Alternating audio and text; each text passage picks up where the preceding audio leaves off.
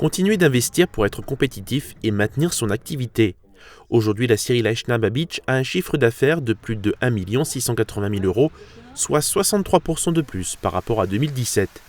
Le site s'étend sur 2 hectares et s'approvisionne en hêtres dans un rayon de moins de 100 km.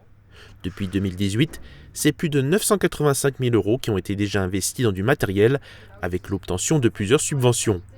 L'entreprise est en train de chiffrer des nouveaux investissements qui pourraient atteindre 800 000 € avec un système d'aspiration, une écorceuse ou encore des hangars. Quand on investit, c'est des investissements très onéreux et si on n'investit pas, les machines sont vieillissantes et du coup, les entreprises sont moins compétitives. On investit, alors pas tout en même temps, mais tous les ans, on essaye de changer l'une ou l'autre machine justement pour rester compétitif et pour faire perdurer et garder les 15 emplois.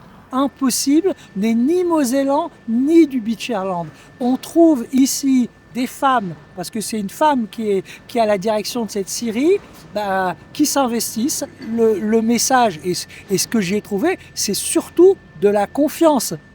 Surtout de la confiance sur le fait que, oui, on peut entreprendre dans nos ruralités, sans nier les difficultés, parce qu'il faut être lucide.